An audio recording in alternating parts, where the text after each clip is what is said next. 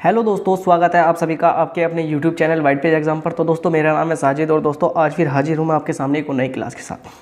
दोस्तों आज से आपको हमारे चैनल पर कक्षा 10 और कक्षा 12 के कंप्लीट सिलेबस की यानी वीडियो रोजाना की रोजाना मिलती रहेगी, जो कि बोर्ड की दृष्टि से ज़्यादा इंपॉर्टेंट होंगे। तो दोस्तों आज से हम अपने चैनल यानी वाइट पेज एग्जाम पर इंपॉर्टेंट क्वेश्चनों की वीडियो डालेंगे।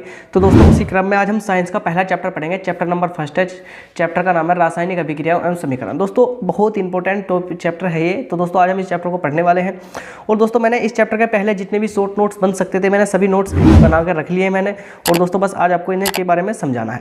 तो दोस्तों सबसे पहले हम पढ़ेंगे कि रासायनिक अभिक्रियाएं। तो दोस्तों रासायनिक अभिक्रियाओं के बारे में हम पढ़ेंगे। तो दोस्तों वीडियो आगे देखने से पहले जो चैनल पर नए हो चैनल को जरूर सब्सक्राइब कर देना और बेल आइकन को भी दबा देना। और दोस्तों इस तरह की और वीडियो देखने के लिए हमारे चैनल की प्लेलिस्ट में जाकर आप सभी वीडियो देख सकते हैं। तो दोस्तों शुरू करते हैं आज की अपनी क्लास। तो दोस्तों जैसे सबसे पहले दे रखा रासायनिक अभिक्रियाएं। रासायनिक अभिक्रियाएं क्या है, कह रहा है कि रासायनिक अभिक्रियाओं में दो या दो से अधिक पदार्थ अंतःक्रिया करके भिन्न रासायनिक गुण धर्म वाला नया पदार्थ बनाता है। भिन्न गुण धर्म वाला नया पदार्थ बनाता है। नहीं दोस्तों क्या कह रहा है इसे समझिए। देखो कोई भी पदार्थ है, जैसे हम लेंगे, हमने लिया दोस्तों हमारा यानी किताब में ही उदाहरण है, जैसे Mg+O2 तो क्या बनेगा दोस्तों, जब ये आपस में अभिक्रिया करेगा तो ये मैग्नीशियम ऑक्साइड बनेगा। क्या तो बताओ, जब दो या दो से अधिक, एक तो पदार्थ ये है एक पदार्थ ये है, और ये इन दोनों पदार्थों मिलकर एक नया पदार्थ बनाया, इन दोनों पदार्थों ने मिलकर एक नया पदार्थ बनाया, तो उसे क्या बोलेंगे, इसे बोलेंगे मैग्नीशियम ऑक्साइड। यानी एक नया पदार्थ बना है, इसे ही रासायनिक अभिक्रिया है। जब दो या दो से अधिक, दोस्तों इसमें तो दो हैं, कुछ पदार्थ ऐसे होंगे जिसमें दो से ज़्यादा होंगे तो वे भी क्या नाम लिख रहे हैं, वो भी रासायनिक अभिक्रिया के अंतर्गत है। लेकिन जब दो या दो से अधिक पदार्थ अंतःक्रिया करके, अंत का मतलब इन दोनों पदार्थों ने आपस में क्रिया करी और एक नया उत्पाद बनाया मैग्नीशियम ऑक्साइड, तो इसे ही रासायनिक अभिक्रिया कहते हैं। तो दोस्तों आज की आपको समझ में आया होगा। एक बार और देखते हैं कि रासायनिक अभिक्रिया में दो या दो से अधिक, कह रहा है ना कि रासायनिक अभिक्रिया में क्या तो दो लेंगे या दो से अधिक पदार्थ अंतःक्रिया करेंगे। अंतःक्रिया का मतलब आपस में क्रिया करके भिन्न रासायनिक गुण धर्म वाले, भिन्न का मतलब अलग अलग गुण धर्म वाले नए पदार्थ बनाते हैं, भिन्न गुण धर्म वाले अलग नए पदार्थ बनाते हैं, उसे रासायनिक अभिक्रिया कहते हैं। जैसे MgO दोस्तों, तो मैं उसे बैलेंस कर रखा। जैसे Mg का मतलब क्या रहा है मैग्नीशियम, और ऑक्सीजन O का मतलब क्या रहा है ऑक्सीजन, मैग्नीशियम ऑक्साइड, इसका नाम क्या है पूरा मैग्नीशियम ऑक्साइड। दोस्तों चलते हैं नीचे। अब भाई अगर कोई अभिक्रिया हुआ है, सपोज करो मैग्नीशियम और ऑक्सीजन ने आपस में क्रिया करी, तो कुछ तो परिवर्तन हुआ होगा।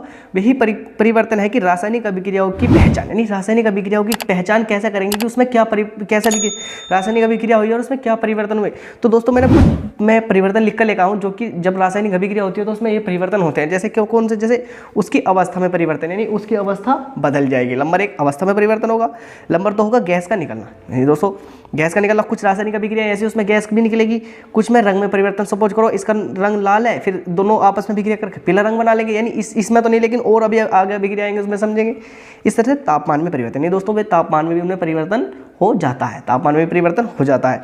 तो आपको ध्यान रखना है कि जब भी रासायनिक अभिक्रियाओं की पहचान की जो चार पहचान है, उसकी अवस्था में परिवर्तन होगा। सपोज करो यहाँ तो ये जलीय अवस्था में था, यहाँ कैसा ये गैसीय अवस्था में बन जाएगा मैग्नीशियम ऑक्साइड। दोस्तों बस ये नहीं बनना, लेकिन मैं बता रहा हूँ कि कोई ऐसा होगा तो कि यहाँ ऑक्सीजन, ये देखो ये मैग्नीशियम है, ये ऑक्साइड, ऑक्सीजन तो क्या नाम गैसीय अवस्था में है, मैग्नीशियम द्रव्य अवस्था में होगा तो क्या बनेगा मैग्नीशियम ऑक्साइड बना। लेकिन यहाँ तो इसकी अवस्था, इसकी गैस का निकल रंग में परिवर्तन हो जाएगा, नहीं हो जाएगा, और तापमान में भी परिवर्तन हो जाएगा, और अवस्था में परिवर्तन, यानी मैग्नीशियम है ऑक्सीजन है तो है मैग्नीशियम ऑक्साइड बन जाएगा। तो चार परिवर्तन आपको बहुत अच्छी तरीके से ध्यान रखने। अवस्था में परिवर्तन यानी उनकी अवस्था बदल जाएगी, गैस का निकलना उसमें से गैस निकलने की संभावना रहेगी, रंग में परिवर्तन उनके रंग में परिवर्तन हो जाएगा, तापमान में परिवर्तन। अब ऐसा नहीं कि चारों के चारों परिवर्तन एक साथ हो जाएंगे, लेकिन कुछ अभिक्रियाओं में इनमें से चारों परिवर्तन भी हो गए, कुछ में से एक भी होगा। तो बस उसकी पहचान चार तरीके से आप रख सकते हैं। कैसे, अवस्था में परिवर्तन, गैस का निकलना, रंग में परिवर्तन और तापमान में परिवर्तन। जैसे दोस्तों जब मैग्नीशियम वायु में उपस्थित ऑक्सीजन से अभिक्रिया करता है तो मैग्नीशियम ऑक्साइड का निर्माण होता है। ये वाली अभिक्रिया यहाँ दे रखी है, जैसे मैंने आपको यहाँ कराया ना, जब भी मैग्नीशियम ऑक्सीजन से क्रिया करेगी तो मैग्नीशियम ऑक्साइड का निर्माण होता है। बस ये इसके बारे में यहाँ लिख रखा। अब बात करते हैं अभिकारक और उत्पाद। जैसे अभिक्रिया, सबसे पहले आप हेडिंग डालेंगे, आप नोट्स साथ के साथ बनाते रहना दोस्तों, बहुत इंपॉर्टेंट है सब चीज़। अभिकारक, अभिक्रिया में भाग लेने वाले, जो पदार्थ अभिक्रिया में भाग लेते हैं उन्हें क्या कहते हैं, उन्हें कहते हैं अभिकारक कहलाते हैं। अभिक्रिया में भाग लेने वाले अभिकारक कहलाते हैं। अब अभिक्रिया में भाग लेने वाले पदार्थ अभिकारक कहलाते हैं। और उत्पाद, अभिक्रिया में जो पदार्थ प्राप्त होता है उसे उत्पाद कहते हैं, उसे उत्पाद कहते हैं। तो दोस्तों आपको मैंने अभी 1 मिनट पहले समझाया था, मैं दोबारा समझा देता हूँ। जैसे दोस्तों हम लेंगे दोबारा, चलो ये वाला उदाहरण ले लें। जैसे मैग्नीशियम और ऑक्सीजन आपस में अभिक्रिया करी तो मैग्नीशियम ऑक्साइड बना। क्या? मैग्नीशियम ऑक्साइड बना। लेकिन ये दोनों क्या होंगे? ये दोनों हमारे आपस में होंगे हमारे अभिकारक। क्या बोलेंगे इन्हें? अभिकारक। और फिर जो हमें अभी प्राप्त होगा उसे क्या कहेंगे? उसे कहेंगे हम उत्पाद। क्या कहेंगे? उत्पाद। तो आपको दो हेडिंग का ध्यान रखना, अभिकारक, अभिकारक, इसे एक और लिखेंगे अभिकारक। यानी ध्यान रखना अभिकारक क्यों है? जो भी अभिक्रिया में भाग लेंगे, यानी अभिक्रिया में भाग लेने वाले पदार्थों को अभिकारक कहते हैं, और अभिक्रिया होने के पश्चात जो हमें पदार्थ प्राप्त होते हैं उन्हें क्या कहते हैं? उन्हें उत्पाद कहते हैं। तो दोस्तों बस मैंने यहाँ यही लिख रखा है कि देखो, अभिकारक अभिक्रिया में भाग लेने वाले पदार्थ, यानी अभिक्रिया में भाग लेने वाले पदार्थ अभिकारक कहलाते हैं। जो भी पदार्थ अभिक्रिया में भाग लेगा उसे अभिकारक कहते हैं। तो आप ध्यान रखेंगे कि अभिक्रिया में भाग लेने वाले पदार्थ अभिकारक कहलाते हैं। जैसे कि दोस्तों एक अभिक्रिया हो रही है, मैग्नीशियम ऑक्सीजन आपस में अभिक्रिया कर रहा है, तो ये अभिकारक होंगे नहीं होंगे? जो भी अभिक्रिया में भाग लेते हैं उन्हें अभिकारक कहते हैं, और जो यानी हमें मिलता है उसे क्या कहते हैं? उसे उत्पाद कहते हैं। तो अभिक्रिया में भाग लेने वाले अभिकारक और उसके फलस्वरूप जो हमें प्राप्त होगा उसे हम उत्पाद कहते हैं। ये यहाँ क्या रखा कि जो भी अभिक्रिया में भाग लेते हैं उन्हें उल्टे हाथ पर लिखता है। तो दोस्तों हमारा देखो, ये तो लेफ्ट हैंड हो गया और ये हमारा राइट हो गया। तो इन्हें हमने बताओ जो अभिक्रिया में भाग लेंगे उन्हें उल्टे हाथ पर लिख रखा, नहीं लिख रखा। और दोस्तों जो हमें उत्पाद प्राप्त होंगे उन्हें सीधे हाथ पर, नहीं राइट हैंड पर लिखेंगे उन्हें। दोस्तों अब चलते हैं अगले पेज पर।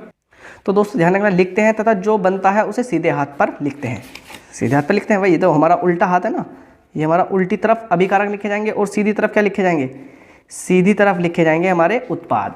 तो अभिक्रिया में जो भाग लेते हैं उन्हें अभिकारक कहते हैं और इन्हें उल्टे हाथ पर लिखा जाता है, तथा उसमें जो हमें प्राप्त होता है उत्पाद कहते हैं और उन्हें सीधे हाथ पर लिखते हैं।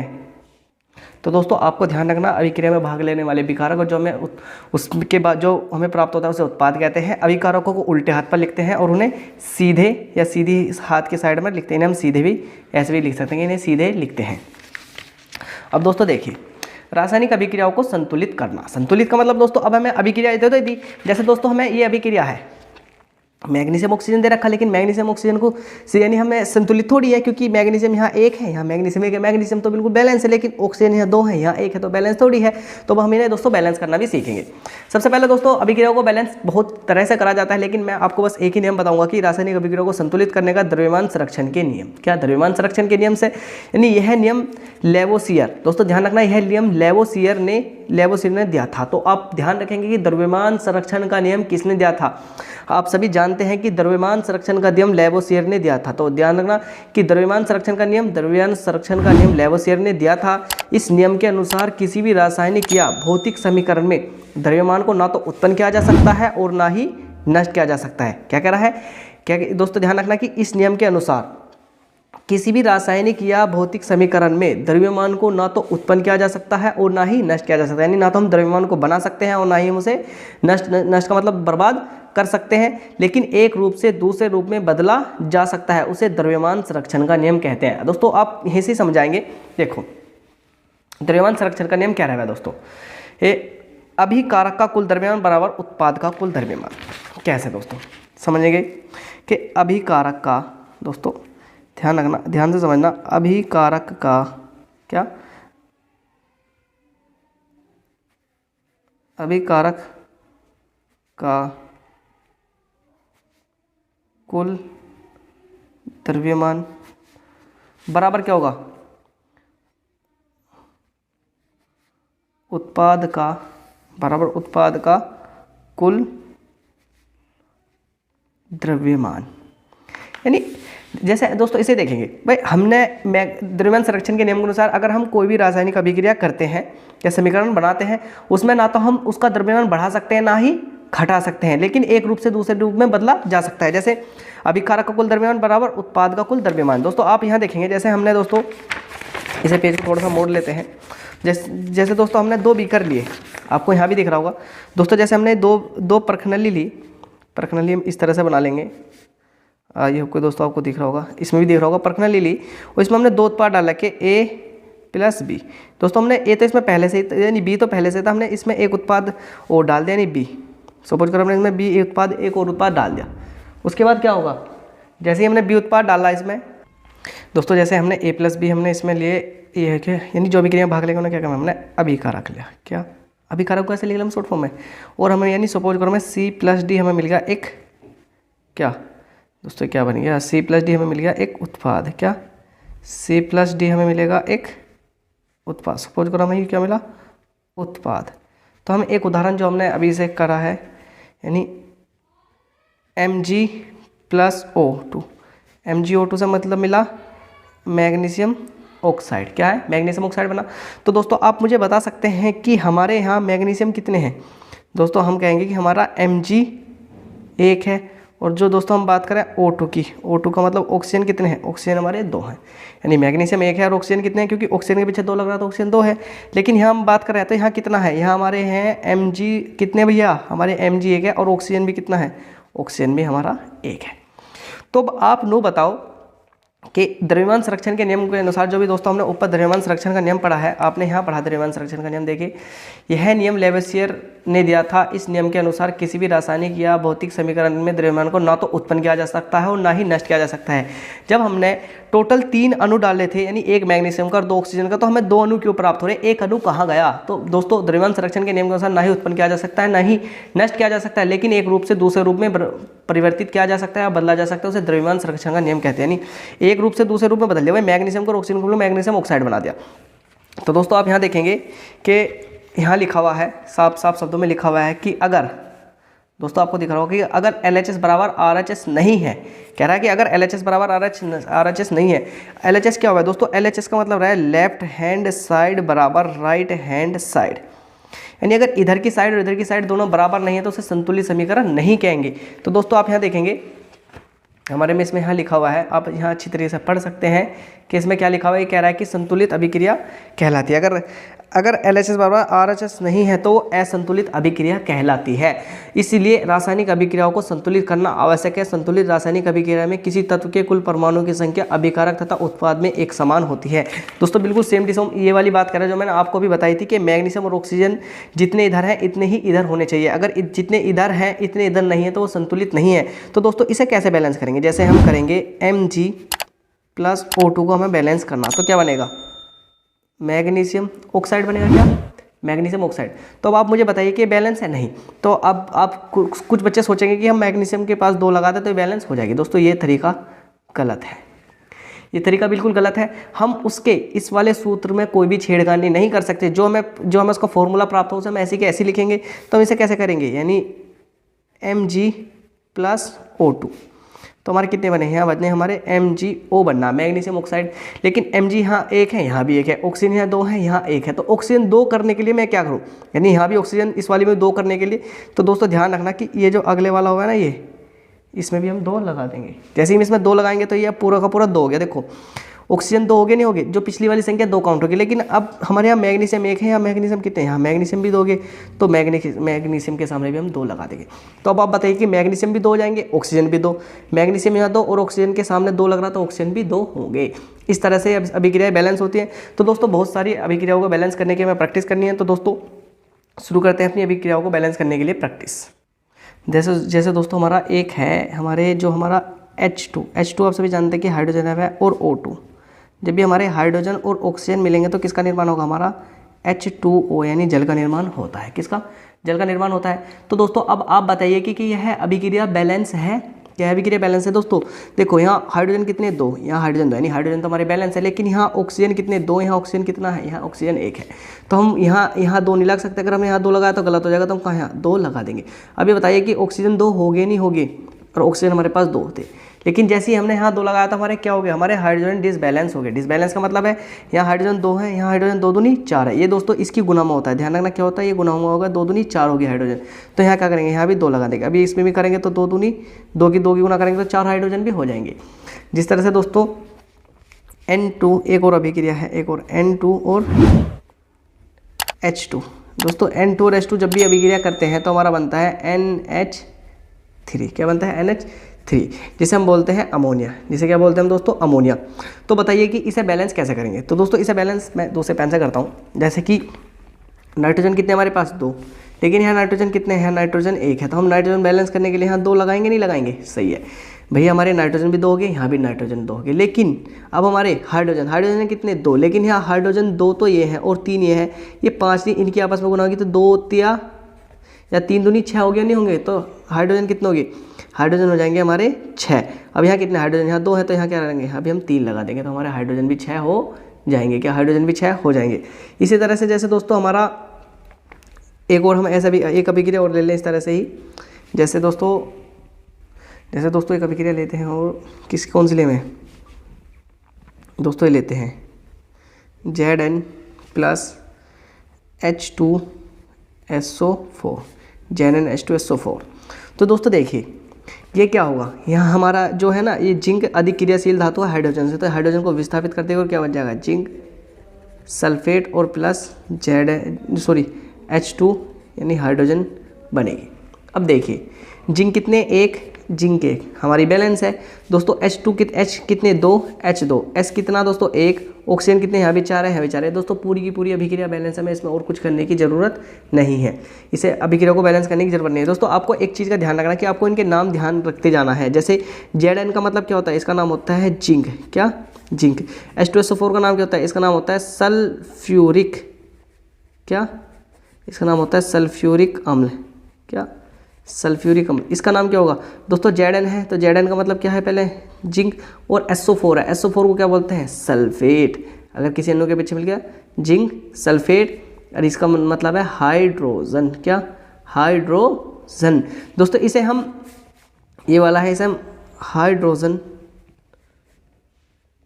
हाइड्रोजन सल्फेट भी कह सकते हैं, क्या इसे हम हाइड्रोजन सल्फेट भी कह सकते हैं दोस्तों। आई होप कि आपको समझ में आया होगा दोस्तों। जैसे इस तरह से हम एक दो अभिक्रिया और बैलेंस करते हैं, जैसे जब भी Fe को दोस्तों हम किस में H2O, Fe का मतलब जब भी हम आयरन की जल से अभिक्रिया कराएंगे तो हमें क्या प्राप्त होगा दोस्तों, जिस तरह से हम करेंगे तो हमें क्या मिलेगा, हमें मिलेगा Fe3O4 और प्लस का H2।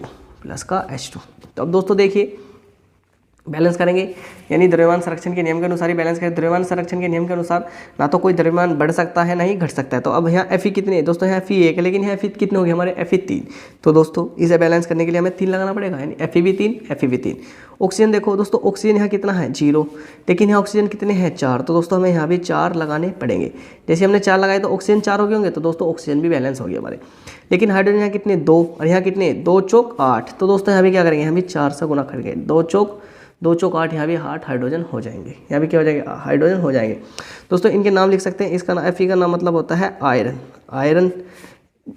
H2O का मतलब दोस्तों आप सभी जानते हैं, इसे बोलते हैं जल, क्या H2O को क्या बोलते हैं जल, और दोस्तों इसे क्या बोलते हैं आयरन। Fe को क्या बोलते हैं आयरन, और इसके पीछे ऑक्सीजन जुड़ रहा तो क्या बोलेंगे आयरन ऑक्साइड, क्या आयरन ऑक्साइड, और इसे क्या बोलते हैं हाइड्रोजन, क्या इसे बोलते हैं दोस्तों हाइड्रोजन, क्या बोलते हैं हाइड्रोजन, इसे हाइड्रोजन बोलते हैं।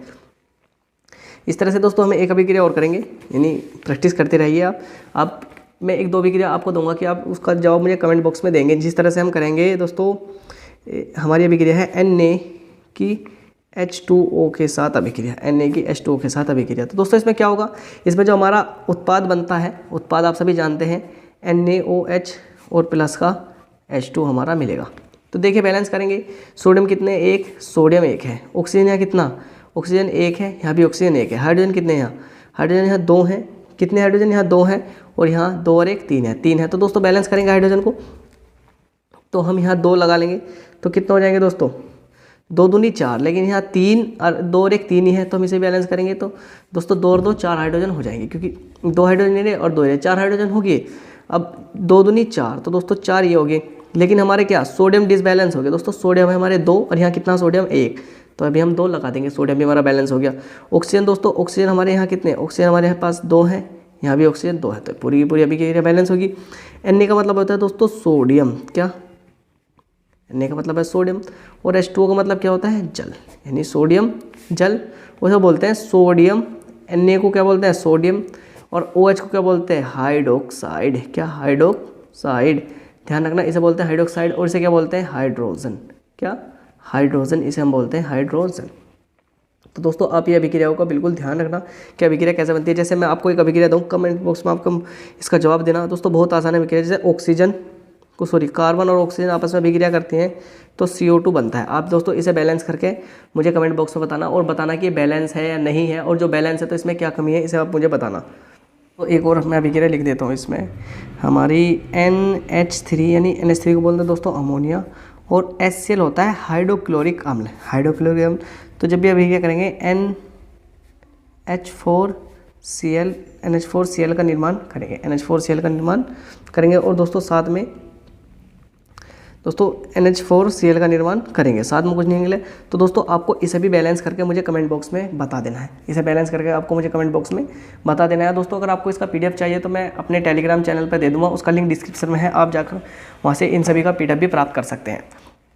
तो दोस्तों यानी ये हमारी अभिक्रियाओं को कुछ बैलेंस करने की वो होती है, और बाकी दोस्तों कुछ अभिक्रियाएं हमारी आगे आने वाली हैं जिन्हें हम आगे की कक्षाओं में बैलेंस करेंगे, तो दोस्तों अब देखते हैं एक और नई हेडिंग है इसमें, यानी इसे देखेंगे पहले। जैसे दोस्तों ये कह रहा है कि दोस्तों इससे पहले है कि संतुलित समीकरण, क्या दोस्तों संतुलित समीकरण के बारे में पढ़ेंगे। वह रासायनिक समीकरण जिसके दोनों पक्ष अर्थात तीर के निशान के दाईं और बाईं ओर के प्रत्येक तत्व में परमाणुओं की संख्या समान होती है उसे संतुलित समीकरण कहते हैं। उसे क्या कहते हैं? संतुलित समीकरण कहते हैं। जैसे दोस्तों हमने एक अभिक्रिया पढ़ी थी शुरू में, यानी हम ले लें दोस्तों N2 और H2। N2 और H2 जब भी अभिक्रिया करेंगे तो क्या बनेगा हमारा NH3 बनेगा। तो दोस्तों ध्यान रखना यहाँ नाइट्रोजन 2 है, यहाँ 1 है, तो यहाँ भी 2 कर लेंगे। दोस्तों यहाँ हाइड्रोजन 2 है लेकिन यहाँ हाइड्रोजन के 3 दूनी 6 है, तो यहाँ भी 3 लगा लेंगे। तो दोस्तों ध्यान रखना है तीर के दाईं ओर, यानी जो कह रहा है इसमें समझिए कि वह रासायनिक समीकरण जिसके दोनों पक्ष अर्थात तीर के निशान के दाईं ओर, दोस्तों तीर के निशान के दाईं ओर बाईं ओर, तीर के निशान के दाईं ओर और बाईं ओर के प्रत्येक तत्व में परमाणु की संख्या समान होती है उसे संतुलित समीकरण कहते हैं। यानी तीर के दाईं और बाईं ओर में तत्वों की संख्या समान होती है इसे संतुलित समीकरण कहते हैं। जैसे दोस्तों यह संतुलित एक समीकरण है। दोस्तों देखो इधर नाइट्रोजन कितने 2, इधर भी नाइट्रोजन 2, इधर हाइड्रोजन 3 दूनी 6 और 3 दूनी 6, इधर भी हाइड्रोजन, इधर हाइड्रोजन भी 6 है। तो दोस्तों इसे संतुलित समीकरण कहेंगे। एक और है दोस्तों जैसे हमारी असंतुलित समीकरण, यानी वह रासायनिक समीकरण जिसके दोनों पक्ष अर्थात तीर के निशान के दाईं ओर और बाईं ओर के पक्षों में प्रत्येक तत्व के परमाणु की संख्या समान संख्या भिन्न का मतलब अलग होती है। ध्यान रखना, वह रासायनिक समीकरण जिसके दोनों पक्ष अर्थात तीर के निशान के दाईं ओर और बाईं ओर के पक्षों में प्रत्येक तत्व के परमाणु की संख्या भिन्न होती है उसे असंतुलित समीकरण कहते हैं। जैसे हम एक समीकरण पढ़ेंगे दोस्तों, जैसे H2 और O2, H2O2 बनेंगे तो हमारा क्या बनेगा H2O बन जाएगा, जिसे बोलते हैं हम जल। तो दोस्तों अब आप कमेंट बॉक्स में बताना कि यह असंतुलित समीकरण है नहीं है। कैसे है? देखो दोस्तों हाइड्रोजन 2 है और हाइड्रोजन यहाँ भी 2 है, यहाँ ऑक्सीजन 2 है, यहाँ ऑक्सीजन 1 है। लेकिन असंतुलित समीकरण क्या है? असंतुलित समीकरण की जब तीर के दाएं ओर और बाएं ओर के तत्व असमान होंगे यानी भिन्न भिन्न होंगे उसे असंतुलित समीकरण कहेंगे। तो दोस्तों यह कौन सी विक्रिया है? ये असंतुलित समीकरण, और इसे क्या बोलेंगे? इसे बोलते हैं संतुलित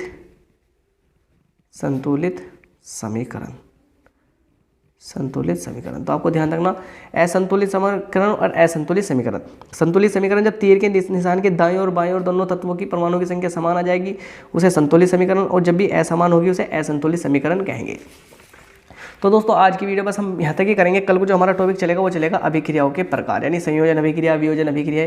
दोस्तों आज तो मैंने इसके बारे में आपको कुछ बेसिक सी जानकारी दी है, तो दोस्तों आप इन सभी जानकारियों को नोट करके रख लेना, क्योंकि दोस्तों आने वाले जब आपकी बोर्ड की परीक्षा है 1 महीने बाद, तो दोस्तों 1-1.5 महीने बाद है, तो आपके वहाँ काम आने वाली है। दोस्तों हम एक चीज़ का आप ध्यान रखना कि आप ये तत्वों को जरूर याद कर लेना। दोस्तों मैं कुछ तत्व मैंने आपके लिए लिखे हैं जो कि बहुत ज़्यादा इंपॉर्टेंट है। दोस्तों ये 30 तक के तत्व तो आपको बिल्कुल आने ही चाहिए। कौन से 30 तक के तत्व? दोस्तों ये वाले 30 तक के तत्व। जैसे H का मतलब क्या होता है? हाइड्रोजन। He का मतलब क्या होता है? हीलियम। Li का मतलब क्या होता है? लिथियम। Be का मतलब क्या होता है? बेरिलियम। आप इन तत्वों को कहीं भी नोट कर सकते हैं। B का मतलब क्या होता है? बोरान। C का मतलब होता है कार्बन। N का मतलब होता है नाइट्रोजन। O का मतलब होता है ऑक्सीजन। F का मतलब होता है फ्लोरीन। Ne का मतलब होता है नियोन। Na का मतलब होता है सोडियम। Mg का मतलब होता है मैग्नीशियम। Al का मतलब होता है एल्यूमिनियम, और Si का मतलब होता है सिलिकॉन। Si का मतलब क्या दोस्तों? सिलिकॉन। F का मतलब होता है फास्फोरस। S का मतलब होता है सल्फर। Cl का मतलब होता है क्लोरीन। Ar का मतलब होता है आर्गन। K का मतलब होता है पोटेशियम। Ca का मतलब होता है कैल्शियम। Sc का मतलब होता है स्कैंडियम। Sc का मतलब क्या हो दोस्तों? Sc का मतलब होता है स्कैंडियम। Ti का मतलब होता है टाइटेनियम। V का मतलब होता है वेनेडियम। Cr का मतलब क्या होता है? क्रोमियम। Mn का मतलब क्या होता है? मैग्नीज। Fe का मतलब क्या होता है? आयरन। Fe का मतलब क्या होता है दोस्तों, आयरन। Co का मतलब होता है कोबाल्ट। Ni का मतलब होता है निकिल। Cu का मतलब क्या होता है, कॉपर। और Zn का मतलब क्या होता है, जिंक। Zn का मतलब क्या होता है, जिंक। दोस्तों ये 30 तक के तत्व हैं, आप इन तत्वों को जरूर ध्यान रख लेना। और दोस्तों कुछ ये हैं, कुछ इंपॉर्टेंट फॉर्मूले हैं, जैसे हमारा जब भी H2O को क्या बोलते हैं, H2O को बोलते हैं जल। जब भी हाइड्रोजन और ऑक्सीजन मिलेंगे जल बनेगा, NaCl sodium chloride. Sodium chloride का फॉर्मूला होता है, इसे कहते हैं हम नमक। क्या दोस्तों, जो नमक हम खाने में यूज करते हैं ना, ये वो वाला ही नमक है। जैसे NaHCO3 सोडियम बाइकार्बोनेट या सोडा, सोडियम बाइकार्बोनेट या सोडा होता है NaHCO3। जैसे Na2CO3 सोडियम कार्बोनेट या धावन सोडा। SO4 को क्या बोलते हैं, सल्फेट। CO3 को क्या बोलते हैं दोस्तों, कार्बेट। यानी अगर किसी तत्व के पीछे SO4 लगा मिल जाएगा तो उसे क्या बोलेंगे, उसे बोलेंगे हम सल्फेट। क्या बोलेंगे, सल्फेट। और जो CO3 जुड़ा मिल गया उसे बोलेंगे कार्बोनेट। SO4 को सल्फेट, CO3 को carbonate. NaSO4 sodium sulphate, CuSO4 copper sulphate. तो सोडियम सल्फेट, कॉपर सल्फेट मैंने बताया ना, जिसके पीछे SO4 मिल गया उसका सल्फेट बोलेंगे। जैसे NaSO4, तो Na का मतलब आप सभी जानते हैं कि Na का मतलब हमने अभी यहाँ पढ़ा है, Na का मतलब होता है हमारा सोडियम, और SO4 का मतलब क्या हो जाएगा, sodium sulphate. CuSO4 copper sulphate, NaCO3 sodium carbonate, CuCO3 copper carbonate. देखो मैंने बताया था जिसके पीछे CO3 जोड़ा मिलेगा उसे कार्बोनेट बोलेंगे। जैसे NaCO3, तो सोडियम और CO3 का मतलब कार्बोनेट। CuCO3 यानी कॉपर कार्बोनेट। PbNO3 की होल ट्वाइस यानी लेड नाइट्रेट। आपका ध्यान रखना दोस्तों, ये फॉर्मूला आपका इंपॉर्टेंट की कैटेगरी में आता है। कहाँ, इंपॉर्टेंट की कैटेगरी में आता है, क्योंकि अब पिछली बार ही पेपर में पूछा गया था 2023 में PbNO3 की होल ट्वाइस का फॉर्मूला क्या होता है। तो इसे बोलते हैं लेड नाइट्रेट। और दोस्तों NO3 का मतलब नाइट्रेट और Pb का मतलब होता है लेड। Pb का मतलब होता है लेड, आप ध्यान रखेंगे दोस्तों। इन तत्वों को तो आप जरूर ध्यान रखना। एक बार और मैं करा दूं आपको, H का मतलब होता है हाइड्रोजन। पहले नंबर पे H होगा तो उसे हाइड्रोजन। दूसरे नंबर पे He का मतलब होता है हीलियम। तीसरे नंबर पर Li का मतलब होता है लिथियम। चौथे नंबर पर Be का मतलब होता है बेरिलियम। क्या, Be बेरिलियम या बेरोलियम ऐसे बोल सकते हैं। बी का मतलब होता है बेरिलियम, बी का मतलब होता है बोरान। छठे नंबर पर होता है कार्बन। दोस्तों आप इनका परमाणु क्रमांक लिखिएगा, आप इन्हें भी नोट कर लेना जरूर। छठे नंबर पर कार्बन, सातवें नंबर पर नाइट्रोजन, आठवें नंबर पर ऑक्सीजन और नौवें नंबर पर फ्लोरीन, जिसे F से प्रदर्शित करते हैं। दोस्तों Ne है तो नियोन, Na है तो सोडियम, Mg है तो मैग्नीशियम, Al है तो एल्यूमिनियम, Si है तो सिलिकॉन, F है तो फास्फोरस, S है तो सल्फर, Cl है तो क्लोरीन, Ar है तो आर्गन, K है तो दोस्तों पोटेशियम और Ca है तो कैल्शियम। Ca को क्या बोलेंगे, कैल्शियम, जो कि हमारे 20वें नंबर पर आता है। Sc का मतलब होता है स्कैंडियम, Ti का मतलब होता है टाइटेनियम, V का मतलब होता है वैनेडियम, Cr का मतलब होता है क्रोमियम, Mn का मतलब होता है मैग्नीज। Mn का मतलब क्या होता है, मैग्नीज। आपसे कोई पूछेगा तो 25वें नंबर पर आता है मैग्नीज। Fe का मतलब होता है आयरन। 27वें नंबर पर आता है CO का मतलब होता है दोस्तों कोबाल्ट। क्या, कोबाल्ट। 28वें नंबर पर आता है दोस्तों निकिल। निकिल को कैसे प्रदर्शित करते हैं, Ni से, निकिल। 29वें नंबर पर कॉपर और दोस्तों 30वें नंबर पर जिंक आता है। 30वें नंबर पर जिंक आता है। दोस्तों आप ये सभी ध्यान रखना, आप इन सभी को लिख सकते हैं। दोस्तों मैं इसका PDF भी आपको दूंगा। दोस्तों आप बेहतर होगा कि आप इन्हें लिख लीजिए, बेहतर होगा कि दोस्तों आप लिख लीजिए। तो दोस्तों ये थी आज हमारी साइंस के जो पहला चैप्टर था, वो हमने उसका लगभग आधा कवर कर लिया है दोस्तों, और बाकी जो चैप्टर है वो हम कल कवर कर लेंगे। तो दोस्तों आपको कैसी लगी वीडियो कमेंट बॉक्स में ज़रूर बता देना। और दोस्तों अगर आपको वीडियो अच्छी लगी हो तो चैनल को जरूर सब्सक्राइब कर देना। और दोस्तों इस तरह की वीडियो देखने के लिए हमारी जो प्ले लिस्ट है, मैं सभी प्ले लिस्ट का लिंक डिस्क्रिप्शन में दे रहा हूं। दोस्तों अगर आप अपनी 10वीं की तैयारी अच्छी तरह से करना चाहते हैं, दोस्तों अगर आप 10वीं में 80 से 90% के बीच में लाना चाहते हैं, तो दोस्तों आज इसे सभी वीडियो को फॉलो कर देना शुरू कर दे। दोस्तों हमारे यहाँ साइंस की भी, मैथ की, हिंदी की और इंग्लिश की और दोस्तों SST की, और दोस्तों हाँ यानी चित्रकला की भी, यानी ड्राइंग की, सभी सब्जेक्ट की दोस्तों, बहुविकल्पी की भी और शॉर्ट क्वेश्चनों की भी तैयारी कराई जा रही है। तो दोस्तों अगर आप 2 महीने के अंदर, यानी अगर आप 2 महीने में 80% लाना चाहते हैं, तो दोस्तों आज ही चैनल से जुड़ जाइए और चैनल को सब्सक्राइब कर दीजिए। और दोस्तों सभी वीडियो के नोट्स अच्छी तरीके से बना लीजिए। तो संतुलित समीकरण, दोस्तों ये दोनों टॉपिक हम कर चुके थे। और दोस्तों अब हमारा अभिक्रियाओं का प्रकार, दोस्तों हम अभिक्रियाओं के प्रकार में देखेंगे। तो सबसे पहली दोस्तों जो हमारी अभिक्रिया है वो है हमारी संयोजन अभिक्रिया। कौन सी, संयोजन अभिक्रिया के बारे में पढ़ेंगे। तो दोस्तों हम संयोजन अभिक्रिया के बारे में पढ़ेंगे। संयोजन अभिक्रिया के बारे में दोस्तों यहाँ पढ़ेंगे संयोजन अभिक्रिया, संयोजन अभिक्रिया, संयोजन अभिक्रिया। तो दोस्तों संयोजन अभिक्रिया पहले देखते हैं कि संयोजन अभिक्रिया कहते किसे हैं। तो दोस्तों यहाँ देखेंगे जब दो या दो से अधिक अभिकारक, यानी क्या, तो दोस्तों 2 हो या 2 से अधिक अभिकारक मिलकर एक उत्पाद का निर्माण करते हैं तो वह संयोजन अभिक्रिया कहलाती है। क्या कहलाती है संयोजन अभिक्रिया? जब दो या दो से अधिक अभिकारक मिलकर एक उत्पाद का निर्माण करते हैं तो वह संयोजन अभिक्रिया कहलाती है। दोस्तों इसे समझेंगे हाँ उदाहरण में। दोस्तों जैसे देखिए आप संयोजन अभिक्रिया के बारे में, जैसे हम जानते हैं कि अभिकारक मैंने आपको पढ़ा दिया क्या हुआ है। जैसे दोस्तों हमारे Mg, जैसे हम पढ़ चुके मैग्नीशियम और ऑक्सीजन। तो दोस्तों आप बताइए कि मैग्नीशियम और ऑक्सीजन हमारे अभिकारक हैं, जो अभिक्रिया में भाग लेते हैं वे अभिकारक कहलाते हैं। और दोस्तों जो हमें मिलेगा उसमें क्या मिलेगा? हमें उत्पाद मिलेगा। इसे बैलेंस करेंगे दोस्तों तो यहाँ हमारे मैग्नीशियम कितना है? मैग्नीशियम 1 है। और बात करें दोस्तों ऑक्सीजन की, तो दोस्तों ऑक्सीजन के अणु हमारे पास 2 हैं, लेकिन यहाँ कितना है? हमारा मैग्नीशियम भी 1 है और ऑक्सीजन भी 1 है, तो हमारी बैलेंस नहीं। तो बैलेंस करेंगे तो दोस्तों बैलेंस करने के लिए 2 यहाँ लगाएंगे तो 2 मैग्नीशियम हो गया। यहाँ मैग्नीशियम 1 ही है तो यहाँ भी मैग्नीशियम भी 2 हो जाएगा। अब दोस्तों ध्यान रखना ये इसके सामने वाले काउंट होते हैं, तो ये भी ऑक्सीजन भी 2 होंगे। तो बताओ दोस्तों, हमने अभिक्रियाओं को बैलेंस करना पिछले वाले पार्ट में सीख लिया था। तो दोस्तों देखिए, जब भी 2 या 2 से अधिक, जैसे डेफिनेशन की बात करें, जब भी 2 या 2 से अधिक अभिकारक मिलकर एक उत्पाद का निर्माण करते हैं, यानी जब भी 2 या 2 से अधिक अभिकारक मिलकर एक उत्पाद का निर्माण करते हैं तो वह संयोजन अभिक्रिया कहलाती है। दोस्तों संयोजन अभिक्रिया के बारे में हमने पढ़ लिया कि वह संयोजन अभिक्रिया कहलाती है। अभी देखो एक अभिकारक है, एक अभिकारक है तो 2 अभिकारक होगी नहीं होगी। जब भी 2 अभिकारक मिलेंगे तो एक नए उत्पाद का निर्माण होगा और उस अभिक्रिया को संयोजन अभिक्रिया कहते हैं। दोस्तों आई होप कि आपको संयोजन अभिक्रिया समझ में आ गई होगी। अब दोस्तों देखते हैं, यानी 1-2 उदाहरण और देख लें। जैसे हम इसका ले लें दोस्तों, जैसे और उदाहरण लेंगे, जैसे H2 और O2। दोस्तों H2 और O2 से हमारा बनता है H2O, जिसे हम क्या बोलते हैं? जिसे बोलते हैं हम जल, यानी H2O का निर्माण होता है। अब दोस्तों इसे बैलेंस करने की बारी है। देखो अभिकारक 1 अभिकारक 2 अभिकारक मिलकर और एक नया उत्पाद मिलकर नहीं मिलकर, डेफिनेशन भी सेम टू सेम है। जब 2 या 2 से अधिक अभिकारक मिलकर एक उत्पाद का निर्माण करते हैं तो वह संयोजन अभिक्रिया कहलाती है। संयोजन अभिक्रिया कहलाती है। तो दोस्तों इसी तरह से है, जब हाइड्रोजन और ऑक्सीजन मिलेंगे तो एक नया उत्पाद बनाना चल, हाइड्रोजन ऑक्सीजन मिलकर एक जल का यानी जल का निर्माण हुआ। तो दोस्तों बस इसे बैलेंस करना है। हाइड्रोजन कितने? 2 हाइड्रोजन। तो दोस्तों हाइड्रोजन तो बैलेंस हमारे पास। ऑक्सीजन यहाँ 2 है, यहाँ ऑक्सीजन के लिए क्या करना पड़ेगा दोस्तों? यहाँ मुझे ऑक्सीजन के लिए 2 लगाना पड़ेगा। जैसे ही मैंने ऑक्सीजन के लिए यहाँ 2 लगाया, ऑक्सीजन भी 2 हो गए, हाइड्रोजन लेकिन 2 दूनी 4, तो दोस्तों यहाँ भी हम 2 लगा देंगे तो हमारी बैलेंस होगी।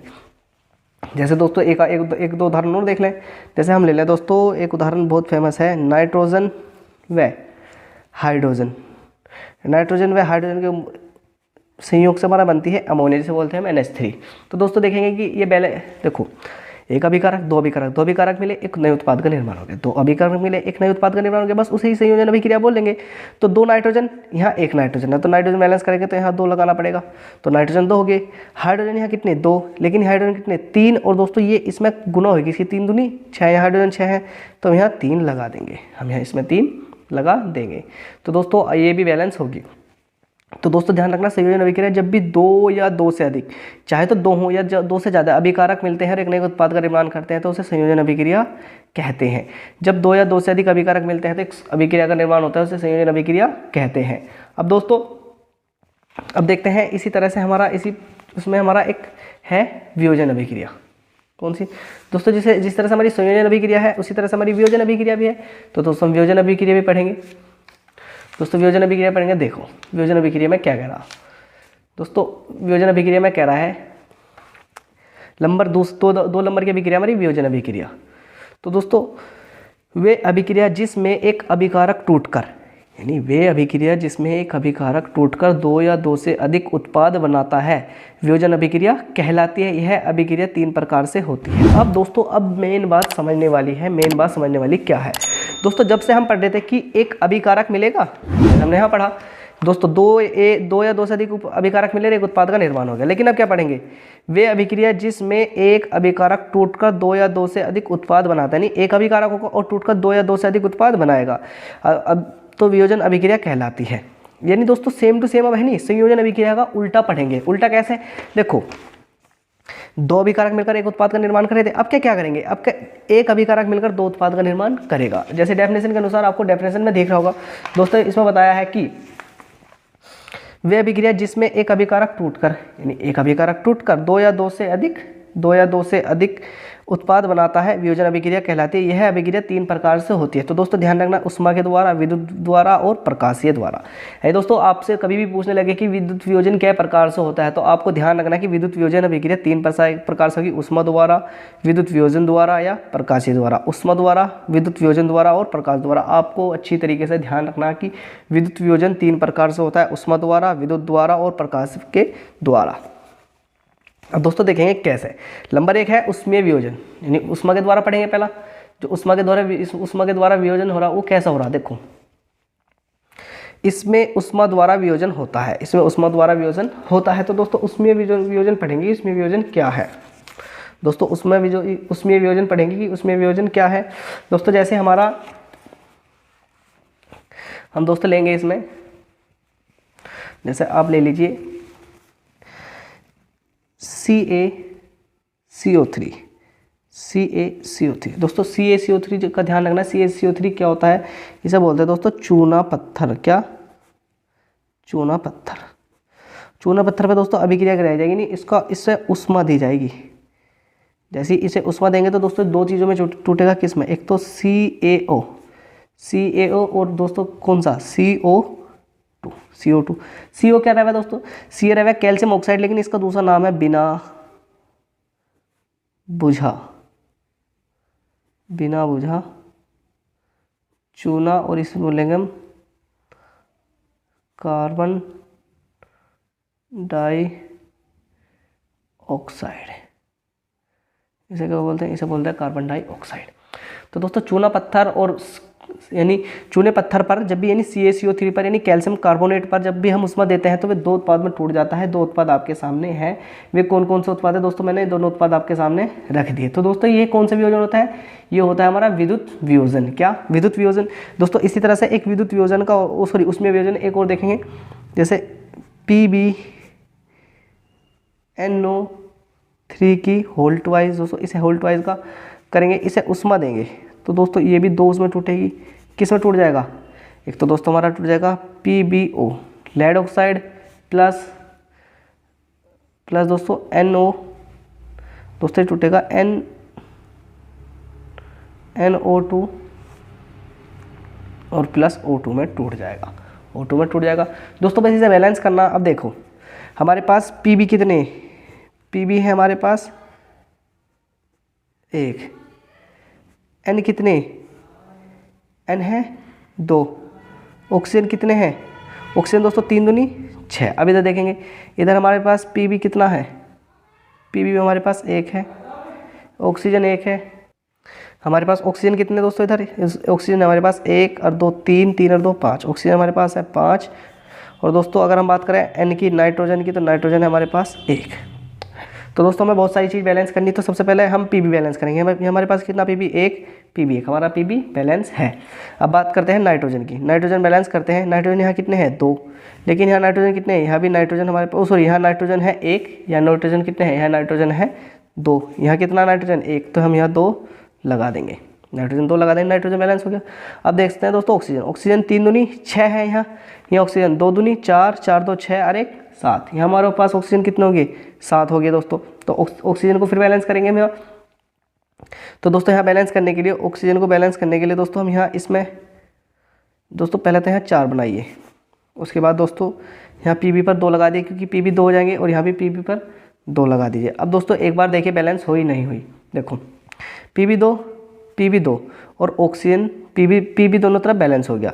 अब देख रहे हैं नाइट्रोजन है हमारे पास है 2 है दोस्तों, नाइट्रोजन 2 है, 2 की गुना करनी पड़ेगी, तो नाइट्रोजन 4 हो गए होंगे हमारे पास, तो नाइट्रोजन 4 के 4। ऑक्सीजन दोस्तों, ऑक्सीजन 3 दूनी 6, 6 दूनी 12, यानी ऑक्सीजन 12 है हमारे पास, तो 2 ऑक्सीजन तो हमारे यहाँ से ही आ गए, और 2 चौक 8 दोस्तों यहाँ से हो गए 8, और दोस्तों 4 की जरूरत है तो यहाँ भी लगा देंगे, 2 दूनी 4, 8 चौक, यानी 8 4 12 हमारे नाइट्रोजन बैलेंस हो जाएंगे। तो दोस्तों ये हमारा कौन सा वियोजन था, ये हमारा ऊष्मा द्वारा। अब दोस्तों देखते हैं विद्युत द्वारा वियोजन, किसके द्वारा। दोस्तों हमने पढ़ा था कि जो वियोजन होता है हमारे 3 प्रकार से होता है, एक तो ऊष्मा द्वारा, एक होता है विद्युत वियोजन द्वारा, यानी विद्युत के द्वारा। विद्युत का मतलब यानी जब भी हम उदेंगे बिजली, उसके द्वारा वियोजन होगा। तो इसमें यह वियोजन विद्युत धारा प्रवाहित करने पर होता है, यानी विद्युत धारा जैसे ही प्रवाहित करेंगे यह वाला वियोजन हो जाएगा। तो दोस्तों देखेंगे विद्युत वियोजन कैसे होता है। जैसे दोस्तों हमारा है H2O। हम सभी भली बातें जानते हैं कि H2O हमारा क्या हुआ, H2O हमारा अचल। तो दोस्तों जैसे इसे तोड़ेंगे तो इसे दो में टूटेगा, H2 में और O2 में, यानी इस पर क्या गई, इसमें हमने विद्युत धारा। विद्युत धारा आप सभी जानते हैं कि विद्युत धारा हम किसे कहते हैं, विद्युत धारा हम बिजली को कहते हैं। जैसे हमने इसमें विद्युत धारा प्रवाहित करी, दो में टूट गया। अब हाइड्रोजन हमारे पास कितने, दो, यहाँ भी हाइड्रोजन दो है, यहाँ ऑक्सीजन दो है, यहाँ ऑक्सीजन एक है, हम दो लगा देंगे तो 2 दूनी 4 हो जाएगा, लेकिन हम यहाँ 2 दूनी 4 ऐसा कर देंगे तो दोस्तों हमारा ऑक्सीजन ही बैलेंस हो जाएगा। यानी विद्युत वियोजन की अभिक्रिया में हम यानी जल वाली अभिक्रिया को लिख सकते हैं। किसकी, जल वाली अभिक्रिया को हम लिख सकते हैं। अब दोस्तों इसके बाद में हमारा एक तीसरा, दोस्तों पहले इनके नाम लिख लीजिए। यानी H2O किसे बोल रहे हैं, H2O को आपको ध्यान होना चाहिए कि H2O बोलते हैं जल को। हाइड्रोजन H को क्या बोलते हैं, हम खाली बोलते हैं H को हाइड्रोजन, क्या, हाइड्रोजन। O2 क्या बोलते हैं, O2 को बोलते हैं ऑक्सीजन। O2 क्या बोलते हैं, बोलते हैं O2 को बोलते हैं ऑक्सीजन। तो दोस्तों ध्यान रखना, H2O जल, H2O हाइड्रोजन और O2 ऑक्सीजन होता है। अब दोस्तों देखते हैं हमारा तीसरा प्रकार है, यानी जो हमने यहाँ देखो, एक तो उष्मा द्वारा वियोजन था, एक विद्युत वियोजन था और एक प्रकाश के द्वारा वियोजन था। दोस्तों प्रकाश के द्वारा विद्युत वियोजन कैसा होता है इसे देखेंगे अगले पेज पर। अब दोस्तों ध्यान रखना है, प्रकाशीय वियोजन है तीसरा, तो इसके बारे में लिख लेंगे कि सूर्य के प्रकाश की उपस्थिति में होने वाला वियोजन प्रकाशीय वियोजन कहलाता है। तो ध्यान रखना, सूर्य की प्रकाश की उपस्थिति में होने वाला वियोजन प्रकाशीय वियोजन कहलाता है। जैसे दोस्तों हम यहाँ करेंगे इस वाले वियोजन को, जैसे हमने लिया, हमारे पास है AgCl। दोस्तों AgCl हमारा एक अभिकारक है और देखो इसमें हमने सूर्य का प्रकाश डाला, सूर्य का प्रकाश जैसे ही इस पे डलेगा तो हमारे दो उत्पाद में टूट जाएगा। कौन कौन से में, एक तो दोस्तों Ag+Cl2 में टूट जाएगा, Ag+Cl2 में टूट जाएगा। दोस्तों जो Ag का नाम है, AgCl का नाम है, इसे बोलते हैं सिल्वर क्लोराइड। क्या बोलते हैं, सिल्वर, क्या बोलते हैं, सिल्वर क्लोराइड। इसे क्या बोलते हैं, इसे बोलते हैं, Ag को बोलते हैं खाली सिल्वर, और सेल को क्या बोलेंगे, फिर सेल को क्लोराइड बोलेंगे। क्या बोलेंगे, सेल को क्लोराइड बोलेंगे। तो Ag सिल्वर क्लोराइड, Ag का मतलब है, Ag सेल का मतलब सिल्वर क्लोराइड, Ag का मतलब सिल्वर और सेल का मतलब क्लोराइड है। देखो जैसे हमने AgCl पर सूर्य का प्रकाश डाला तो वो Ag और Cl2 में टूट गया। दोस्तों इसे बैलेंस करेंगे, Ag यहाँ एक है, यहाँ Ag दो है, यहाँ Cl एक है तो यहाँ Cl दो। आप कहेंगे कि भैया यहाँ दो लगा दो, यहाँ दो नहीं लग सकता, हमें कहाँ लगाना पड़ेगा, क्योंकि किसी भी इसके यहाँ हम छेड़खानी, सूत्र में हम छेड़खानी नहीं कर सकते। हम दो Ag यहाँ होंगे, अब यहाँ Ag एक है तो यहाँ भी दो लगा देंगे, तो Ag भी दो, Cl भी दो, Cl भी दो, यहाँ बैलेंस हो जाएगा। दोस्तों एक और उदाहरण लेंगे इसका, जैसे बिल्कुल सेम टू सेम AgBr। क्या, AgBr पे दोस्तों हम सूर्य का प्रकाश डालेंगे, सूर्य का प्रकाश, जैसे सूर्य का प्रकाश डालेगा तो ये हमारा Ag+Br2 में टूटेगा। तो दोस्तों उसी तरह से बैलेंस करना है, इसका नाम है सिल्वर ब्रोमाइड। क्या नाम है, इसका नाम है सिल्वर, इसे कहते हैं दोस्तों सिल्वर ब्रोमाइड, और इसे बोलते हैं खाली सिल्वर, और इधर बोलते हैं ब्रोमाइड।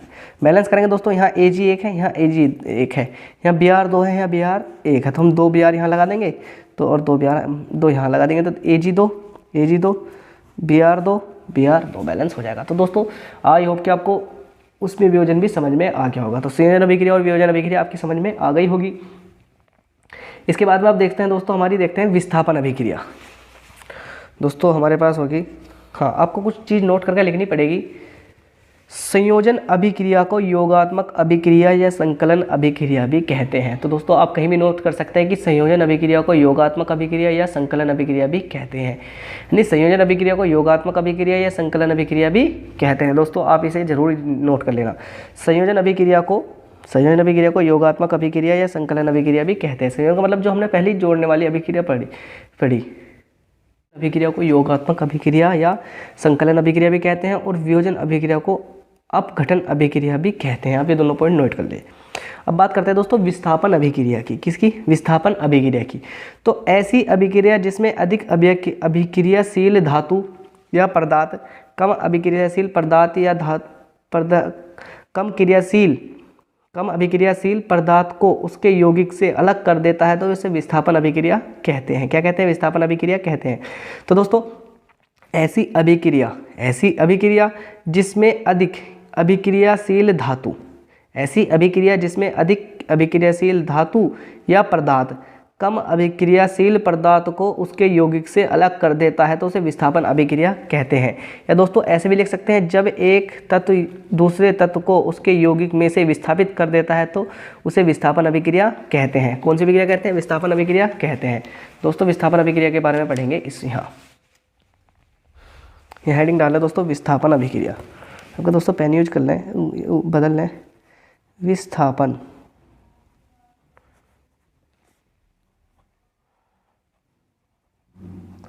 अभिक्रिया। तो हमने विस्थापन अभिक्रिया में पढ़ा, क्या पढ़ा? जब एक तत्व दूसरे तत्व को उसके यौगिक में से विस्थापित कर देता है ऐसी अभिक्रिया को विस्थापन अभिक्रिया कहते हैं। जैसे दोस्तों हमने लिया है CuSO4 प्लस हमने लिया जिंक। CuSO4 को बोलते हैं दोस्तों हम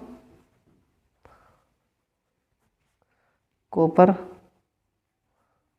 सल्फेट और Zn को बोलते हैं जिंक।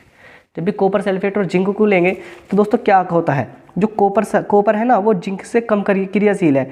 तो आप सभी जानते हैं कि जो ताकतवर होता है वो तो दूसरे को यानी उसके स्थान से उसे निकाल कर भगा देगा। तो क्या होगा, जिंक कॉपर को उसके स्थान से निकाल देगा। तो क्या बनेगा, हमारा बनेगा ZnSO4 और प्लस का दोस्तों कॉपर हो जाएगा हमारा अलग। क्या हो जाएगा, कॉपर हो जाएगा हमारा अलग। तो दोस्तों ध्यान रखना, हमारा कॉपर क्या हो जाएगा, अलग। तो आपको ये सही, आई होप कि आपको समझ में आई होगी। तो दोस्तों ध्यान रखना, जब भी कोई तत्व यानी उसके तत्व को उसमें से निकाल के फेंक देते तो उसे कौन सी संयोजन अभिक्रिया विस्थापन अभिक्रिया कहते हैं। यही हमने यहाँ लिख रखा। क्या लिख रखा? ऐसी अभिक्रिया जिसमें अधिक अभिक्रियाशील धातु या पदार्थ कम अभिक्रियाशील पदार्थ को उसके यौगिक से विस्थापित कर देता है तो उसे विस्थापन अभिक्रिया कहते हैं। विस्थापित कर देता है, अलग कर देता है, दोनों ये बात एक ही है। चाहे तो विस्थापित करे या अलग करे, दोनों बात एक ही है। दोस्तों जैसे हमने एक और पढ़ेंगे, जैसे दोस्तों अगर हम आखिरी बार CuFeSO4 लेंगे दोस्तों, CuSO4 लेंगे और किससे, इसकी अभिक्रिया यानी F के साथ कराएंगे तो क्या होगा, Fe कॉपर से अधिक क्रियाशील है तो कॉपर को उसकी जगह से निकाल देगा। तो क्या होगा, FeSO4 प्लस का कॉपर हमें प्राप्त हो जाएगा। यानी क्या बनेगा, इसे बोलते हैं फेरस सल्फेट। इसे क्या बोलते हैं, इसे बोलते हैं हम कॉपर, या इसे हम बोल सकते हैं इसे हम आयरन भी बोल सकते हैं। मैंने पहले दिन आपको तत्व पढ़ाए थे, आयरन सल्फेट भी हम इसे कह सकते हैं। तो आपके जो जी में आए दोस्तों, आयरन सल्फेट या फेरस सल्फेट कुछ भी कह दो। तो दोस्तों बस विस्थापन अभिक्रिया में ध्यान रखना, एक तत्व का उसके तत्व से यानी एक तत्व दूसरे तत्व को उसके स्थान से विस्थापित कर देता है। जैसे Fe ने कॉपर को विस्थापित कर दिया है। आई होप कि दोस्तों आपको ये वाली अभिक्रिया समझ में आई होगी। अब दोस्तों विस्थापन अभिक्रिया, और दोस्तों इसके बाद एक और अभिक्रिया है जिसका हमें पढ़ना बहुत ही जरूरी है दोस्तों, से बोलते हैं द्विविस्थापन अभिक्रिया। दोस्तों अब आप हेडिंग डाल लीजिए ऑक्सीकरण अभिक्रिया। यानी ऑक्सीकरण अभिक्रिया कहते हैं दोस्तों, द्विविस्थापन अभिक्रिया पढ़ेंगे अभी, यानी वो आगे आएगी जब पढ़ेंगे दोस्तों। फिलहाल अभी हम ऑक्सीकरण अभिक्रिया पढ़ेंगे। तो दोस्तों ऑक्सीकरण अभिक्रिया क्या रहा है, हम ऑक्सीकरण और अपचयन अभिक्रियाओं के बारे में पढ़ेंगे दोस्तों। ऑक्सीकरण और अपचयन अभिक्रिया आपके सिलेबस की बहुत ही इंपॉर्टेंट होने वाली अभिक्रिया है। ऑक्सीकरण और अपचयन अभिक्रिया आपके सिलेबस की बहुत ही इंपॉर्टेंट अभिक्रियाएं हैं। तो दोस्तों आप ध्यान से पढ़ेंगे।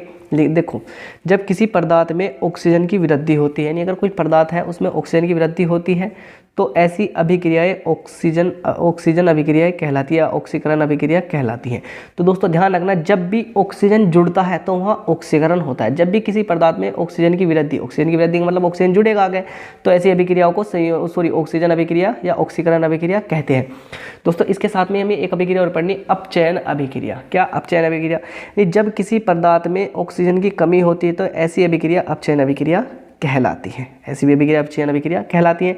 तो दोस्तों ध्यान रखेंगे कि जब भी किसी पदार्थ में ऑक्सीजन की वृद्धि का मतलब ज़्यादा ऑक्सीजन होंगे तो उसे ऑक्सीकरण कहेंगे, और जब भी किसी पदार्थ में ऑक्सीजन की कमी होगी तो उसे अपचयन कहेंगे। क्या कहेंगे, उसे अपचयन कहेंगे।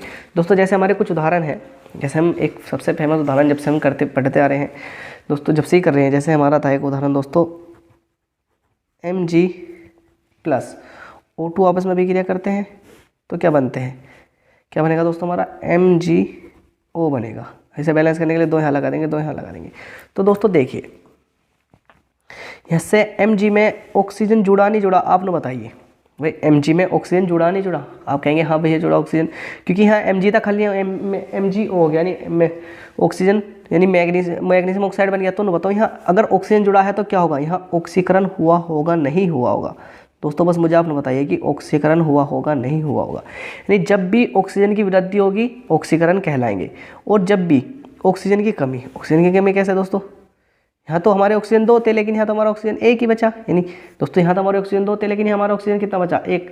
तो यहाँ क्या होगा दोस्तों, यहाँ हमारा होगा अपचयन। क्या अपचयन, क्या होगा अपचयन। आप एक बार इसकी डेफिनेशन और देखिए, जब किसी पदार्थ में ऑक्सीजन की वृद्धि होती है तो ऐसी अभिक्रिया ऑक्सीजन अभिक्रिया कहलाती है। अगर किसी में ऑक्सीजन की वृद्धि हो रही है तो ऑक्सीजन यानी जब भी किसी पदार्थ में ऑक्सीजन की वृद्धि होती है तो ऐसी अभिक्रिया ऑक्सीकरण अभिक्रिया कहलाती है। क्या कहलाती है, ऑक्सीकरण अभिक्रिया कहलाती है। जब किसी पदार्थ में ऑक्सीजन की कमी होती है तो ऐसी अभिक्रिया अपचयन अभिक्रिया कहलाती है। दोस्तों यही हमने करा है भाई। अगर इसमें ऑक्सीजन की वृद्धि हुई है, यहाँ मैग्नीशियम था, मैग्नीशियम ऑक्साइड हो गया, तो ये बताइए कि आप ऑक्सीजन की वृद्धि हुई नहीं हुई। यहाँ O2 था खाली, यहाँ एक ऑक्सीजन है, तो बताओ ऑक्सीजन की कमी हुई नहीं हुई। तो ऐसी अभिक्रिया क्या कहेंगे, ऑक्सीकरण और अपचयन दोनों कहेंगे दोस्तों। अब जैसे ही हम देखते हैं हमारा S है और O2, S का मतलब सल्फर और O2 का मतलब ऑक्सीजन है, तो क्या बनेगा, हमारा बनेगा दोस्तों SO2 मतलब इसे बोलते हैं, इसका नाम है हमारा सल्फर, इसका मतलब है ऑक्सीजन, और हमारा क्या बनेगा, ये बनेगा सल्फर डाइऑक्साइड। तो अब बताइए कि यहाँ गए हम, तो ना बताओ S पहला था, S था, अब इसके साथ O2 भी आ गया, तो बताओ ऑक्सीजन में वृद्धि हुई नहीं हुई भाई। ऑक्सीजन में तो वृद्धि हुई ना, तो जब भी ऑक्सीजन में वृद्धि होगी तो उसे क्या कहेंगे, उसे कहेंगे ऑक्सीकरण। क्या कहेंगे, ऑक्सीकरण कहेंगे। अगर भाई ऑक्सीजन में वृद्धि हुई तो ऑक्सीकरण कहेंगे। लेकिन जैसे ही ऑक्सीजन में कमी होगी उसे क्या बोलेंगे, यहाँ बताओ दोस्तों, यहाँ तो 2 ऑक्सीजन थे, यहाँ इधर की साइड आ गए, इसमें कुछ भी ना जुड़ा, तो यहाँ क्या कहेंगे, यहाँ होगा हमारा अपचयन। क्या होगा, अपचयन। तो दोस्तों आप ध्यान रखना, ऑक्सीकरण और अपचयन में आप कंफ्यूज मत होना। जब भी ऑक्सीजन की वृद्धि होगी ऑक्सीकरण, जब भी ऑक्सीजन की कमी होगी अपचयन। तो दोस्तों आप ध्यान रखेंगे, जब भी ऑक्सीजन में वृद्धि होगी ऑक्सीकरण, और जब भी ऑक्सीजन में कमी होगी क्या कहलाएगा, हमारा अपचयन कहलाएगा। तो दोस्तों आप ध्यान रखेंगे। जैसे दोस्तों एक अभिक्रिया और करते हैं, जैसे ZNO + C, तो क्या बनेगा, एक तो दोस्तों हमारा CO बनेगा प्लस ZN बनेगा। तो यहाँ से यहाँ तक बताइए दोस्तों, अगर हम यहाँ से यहाँ तक की बात करें, यहाँ तो जिंक के पास जिंक ऑक्साइड था, यहाँ खाली जिंक पता, तो कमी आई नहीं आई, तो जब भी कमी आएगी उसको क्या बोलेंगे, अपचयन। क्या बोलेंगे दोस्तों, अपचयन। लेकिन यहाँ कार्बन था, यहाँ कार्बन ऑक्साइड हो गया, तो यहाँ क्या होगा, यहाँ होगा हमारा ऑक्सीकरण। क्या होगा, ऑक्सीकरण। तो दोस्तों आप ध्यान रखना कि अपचयन और ऑक्सीकरण, अब मत भूलना कि अपचयन और ऑक्सीकरण क्या होता है। दोस्तों मैंने आपको अच्छी तरीके से बता दिया कि ऑक्सीकरण और अपचयन क्या क्या होता है। आई होप कि आप नहीं भूलेंगे इसे, ऑक्सीकरण और अपचयन को आप नहीं भूलेंगे।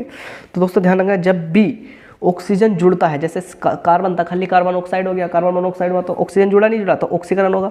जिंक ऑक्साइड था खाली जिंक बचा तो बच्चों अपचयन हुआ होगा नहीं हुआ होगा। दोस्तों अपचयन हुआ है यहाँ। अब दोस्तों देखते हैं सारी ऑक्सीकरण और अपचयन की अभिक्रियाएं हैं जो मैंने आपको करा दी है। अब दोस्तों एक ऑक्सीकरण होता है, वे रासायनिक अभिक्रिया जिसमें पदार्थ से हाइड्रोजन निकलता है या हाइड्रोजन की कमी होती है ऑक्सीकरण कहलाता है। यानी वे अभिक्रियाएं जिसमें पदार्थ से हाइड्रोजन निकलता है या हाइड्रोजन की कमी होती है क्या कहलाता है, वो भी हमारा दोस्तों ऑक्सीकरण या ऑक्सीकरण कहलाता है। दोस्तों इसे देखेंगे अगले पेज पर। तो दोस्तों आप ध्यान से पढ़ लेना, ऑक्सीकरण यानी हाइड्रोजन वाला ऑक्सीकरण है, वे रासायनिक अभिक्रिया जिसमें पदार्थ से हाइड्रोजन निकलता है या हाइड्रोजन की कमी होती है ऑक्सीकरण कहलाता है। यानी जब भी हाइड्रोजन की कमी होगी तो वहाँ क्या कहलाएगा, वहाँ ऑक्सीकरण कहलाएगा। यानी जब भी हाइड्रोजन की कमी होगी वहाँ ऑक्सीकरण कहलाएगा। जैसे दोस्तों हम एक अभिक्रिया देखते हैं इसमें। दोस्तों इस वाले पेज पर देख लेना अभिक्रिया। जैसे हमारा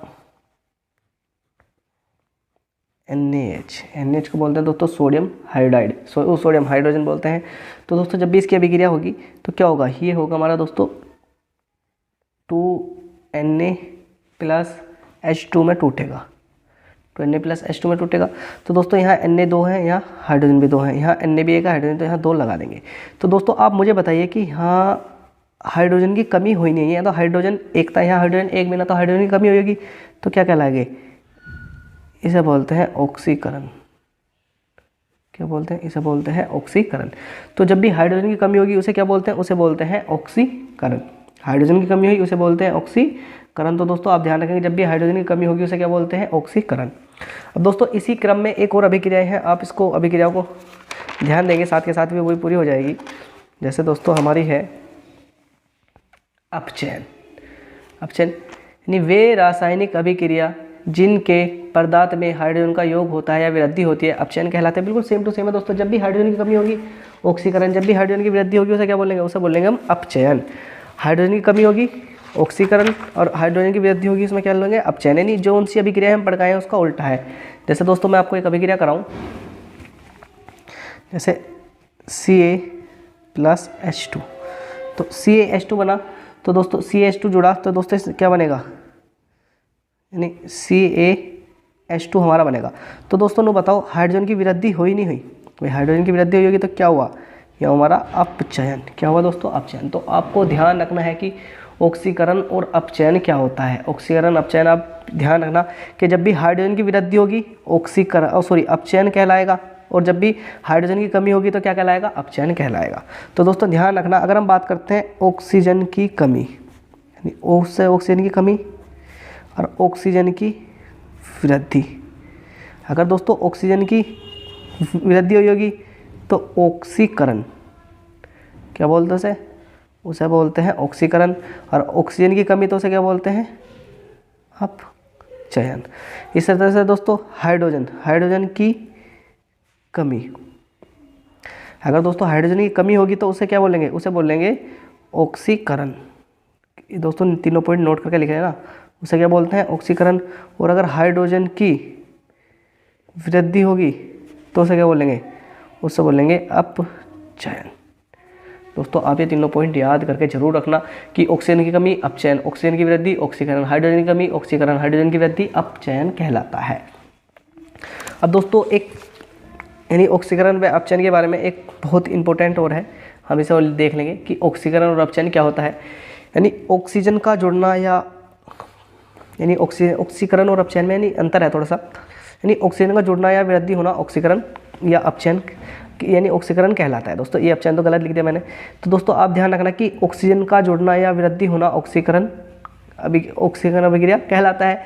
इस तरह से ऑक्सीजन का निकलना या कमी होना अपचयन कहलाता है। तो ये तो दोनों चीज़ हम पढ़ के आ गए दोस्तों। इससे बाद में है कि विद्युत ऋणात्मक तत्वों का निकलना ऑक्सीकरण कहलाता है। अगर कोई विद्युत ऋणात्मक तत्व निकलेगा तो उसे ऑक्सीकरण कहेंगे।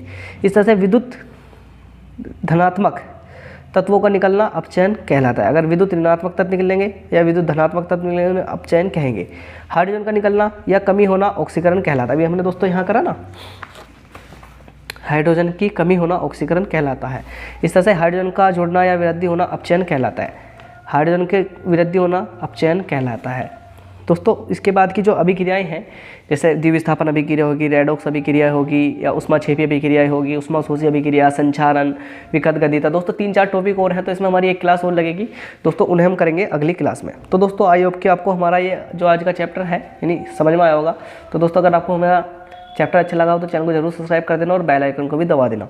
और दोस्तों इस तरह की और वीडियो देखने के लिए हमारे चैनल की प्लेलिस्ट में जाइए। और दोस्तों आप सभी अपने कक्षा 10 और कक्षा 12 की अच्छी तरीके से तैयारी कर सकते हैं। तो दोस्तों मिलते हैं बहुत जल्दी नई और वीडियो के साथ।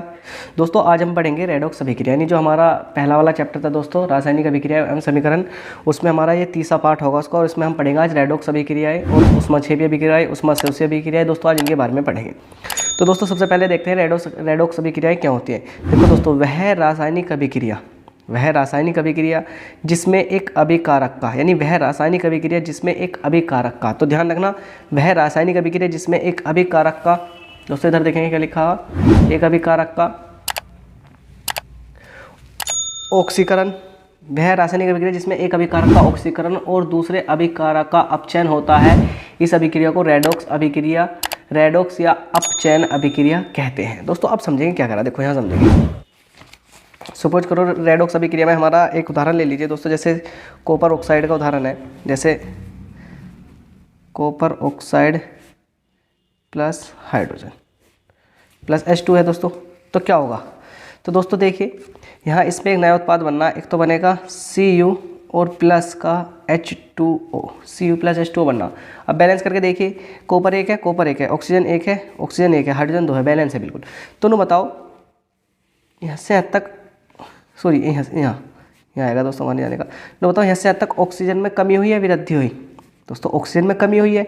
तो यानी रेडॉक्स अभिक्रिया है वह रासायनिक अभिक्रिया जिसमें एक में ऑक्सीकरण की कमी तथा दूसरे में ऑक्सीकरण यानी ऑक्सीजन की वृद्धि होगी, क्या कहलाएगी? रेडॉक्स अभिक्रिया कहलाएगी। तो बताओ जो कमी हुई है, तो कमी को किस, जब ऑक्सीजन की कमी होती है तो उसे क्या कहते हैं? उसे कहते हैं अपचयन। क्या कहते हैं उसे? अपचयन। और दोस्तों देखिए यहाँ से यहाँ तक क्या H2O, यहाँ H2 था, यहाँ ऑक्सीजन हो रहा है, यानी ऑक्सीजन की वृद्धि हुई, तो इसे क्या कहेंगे? इसे कहेंगे ऑक्सीकरण। ऑक्सीकरण। तो आप रेडॉक्स अभिक्रिया में ये वाली अभिक्रिया का उदाहरण लिख का सकते हो।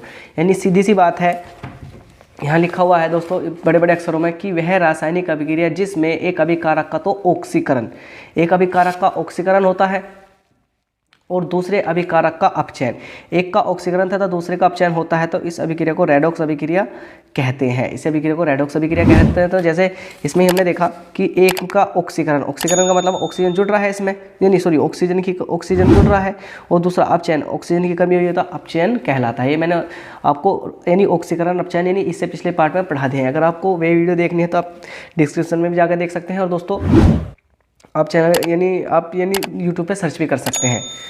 अब दोस्तों देखते हैं ऊष्माक्षेपी अभिक्रिया। दोस्तों ऊष्माक्षेपी अभिक्रिया के बारे में पढ़ेंगे कि ऊष्माक्षेपी अभिक्रियाएं क्या होती हैं। दोस्तों देखो, वे रासायनिक अभिक्रिया, ऊष्माक्षेपी अभिक्रिया में पढ़ेंगे दोस्तों, यानी वे रासायनिक अभिक्रिया जिनमें अभिकारक के दौरान ऊष्मा उत्पन्न होती है ऊष्माक्षेपी अभिक्रिया कहलाते हैं। दोस्तों कुछ नहीं, बिल्कुल मामूली सा टॉपिक है, यहाँ रख के समझ लेंगे इसे आराम से।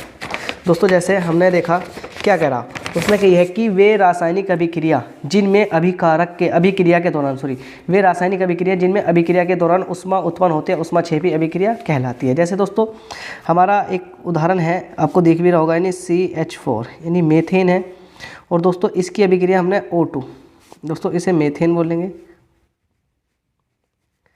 मेथेन की अभिक्रिया हमने ऑक्सीजन के साथ करा दी, किसके? ऑक्सीजन के साथ करा दी। तो दोस्तों जब मेथेन की अभिक्रिया ऑक्सीजन के साथ कराएंगे तो हमारा CO2 और प्लस H2O बनेगा, और साथ में कुछ ऊष्मा निकलेगी, साथ में कुछ क्या निकलेगी? ऊष्मा। तो दोस्तों ऊष्माक्षेपी अभिक्रिया वही है, वे रासायनिक अभिक्रिया जिनमें अभिक्रिया के दौरान, यानी जब भी अभिक्रिया होगी, वे रासायनिक अभिक्रिया जिनमें अभिक्रिया के दौरान ऊष्मा उत्पन्न होती है, यानी क्या होती है? इनसे ऊष्मा उत्पन्न होती है, तो ऊष्माक्षेपी अभिक्रिया कहलाती है। तो दोस्तों ध्यान रखना कि वे रासायनिक अभिक्रिया जिनमें अभिक्रिया के दौरान ऊष्मा उत्पन्न होती है ऊष्माक्षेपी अभिक्रिया कहलाती है। आप इस पॉइंट को ध्यान रखेंगे कि वे रासायनिक अभिक्रिया जिनमें अभिक्रिया के दौरान ऊष्मा उत्पन्न होती है ऊष्माक्षेपी अभिक्रिया कहलाती है। जैसे CH4 प्लस ऑक्सीजन मिलेंगे तो CO2 बनेगा, H2O बनेगा, और साथ में ऊष्मा भी निकलेगी। CO2 किसे बोलते हैं? आप सभी जानते हैं कि CO2 बोलते हैं कार्बन डाई ऑक्साइड, और H2O किसे बोलते हैं? चलो, तो आप ध्यान रखना कि जब भी वे रासायनिक अभिक्रिया जिनमें अभिक्रिया के दौरान ऊष्मा उत्पन्न होती है ऊष्माक्षेपी अभिक्रिया कहलाती है। मीथेन ऑक्सीजन करते हैं तो कार्बन डाइऑक्साइड और जल का निर्माण होता है। अब दोस्तों इससे अगली अभिक्रिया है ऊष्माशोषी अभिक्रिया। ऊष्माशोषी अभिक्रिया पढ़ेंगे क्या है? देखो, वे रासायनिक अभिक्रिया जिनमें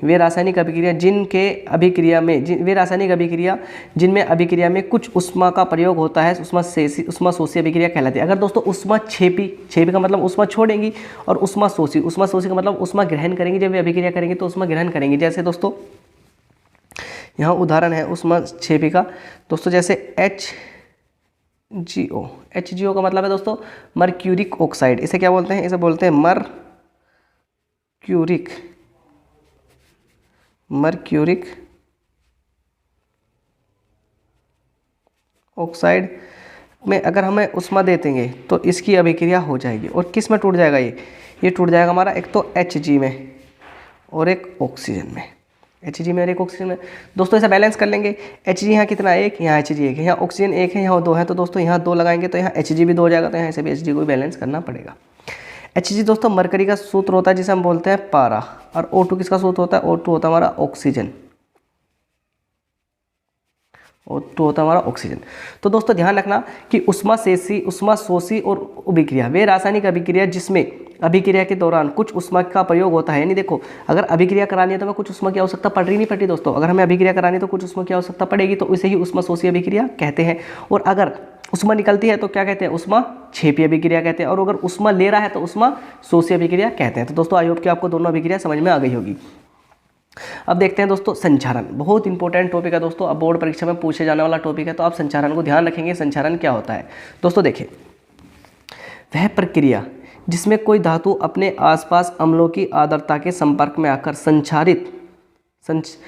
संचारित हो जाती है, ऐसी प्रक्रिया को संचारित होती है, ऐसी प्रक्रिया को संचारण कहते हैं। नहीं दोस्तों, आप सभी जानते होंगे कि अगर हमने कोई लोहे का टुकड़ा है दोस्तों, सपोज करो ये लोहे का टुकड़ा है, इस तरह से हमने लोहे के टुकड़े को कहीं खुली हवा में रख दिया, खुली हवा का मतलब बाहर रख दिया, तो ये जो लोहा है नहीं किससे, ऑक्सीजन से, और जो पानी होगा आसपास के पानी से, जैसे थोड़ी बहुत बारिश वगैरह पड़ेगी, पानी या उसके आसपास कहीं पानी है, तो उससे क्रिया करके थोड़ा सा इस पर एक जर आने लगेगा दोस्तों। और वो जर के नाम लिख रहे हैं, लाल से कलर का होता है। आपने देखा होगा जैसे लोहे के गांठों पर जर लग जाता है, लोहे की जंजीर पर जर लग जाता है। आपको जो जर का है वो आपको हमारी स्क्रीन पर दिख रहा भी होगा दोस्तों, इस तरह से जर लग जाता है। तो दोस्तों आप ध्यान रखना कि संचारण किसे कहते हैं, वह प्रक्रिया जिसमें कोई धातु अपने आसपास अम्लों और आर्द्रता के संपर्क, आर्द्रता का मतलब दोस्तों नमी के संपर्क में आकर संचारित हो जाती है, ऐसी प्रक्रिया को संचारण कहते हैं। संचारित हो जाती है ऐसी प्रक्रिया को संचारण कहते हैं। जैसे लोहे के ऊपर लाल परत का आना, यानी आपने देखा होगा कि जो लोहा होता है उसकी परत लाल हो जाती नहीं हो जाती, जैसे लोहे की परत का लाल होना।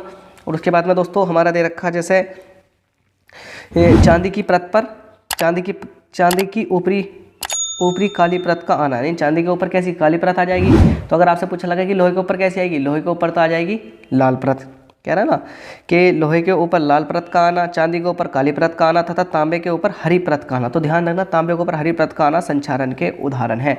तो आपको ध्यान रखना है कि संचारण किसे कहते हैं, यानी वह प्रक्रिया जिसमें